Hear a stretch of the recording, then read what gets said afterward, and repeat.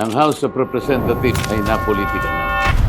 Nagkaroon kami ng mahigpitan at mahabang pagtatalo sa kung paano namin itatrato yung tradisyon. Ang gusto ko lang namang ipaliwanag, kapag ang pinag-uusapan ay yung kaukulang budget ng dalawang pinakamataas na posisyon sa ating pamahalaan. Ito yung opisina ng ating Pangulo at opisina ng ating pangalawang Pangulo. Naging tradisyon na namin yung wala nang magtatanong. Naipagkamali ng mga ibang kasama ko na pwede namang isang tabi, sandali yung tradisyon kung ang pinag-uusapan kanila ay yung inihinging accountability. Ang sabi ko sa kanila, yung accountability, ang ibig sabihin niyan, lahat ng opisina at lahat ng mga opisyalis ng ating pamahalaan ay hindi makakaiiwas sa accountability sapagkat yun ang itiratadhana ng ating saligang batas. Hindi naman nangangahulugan pagka nirespeto natin yung ating tradisyon tungkol sa pagtatanong sa budget ng dalawang opisinang sinasabi ko, hindi naman ang ibig sabihin ay pinagtatakpan na natin. Ang katunayan nga, kaya nga mayroong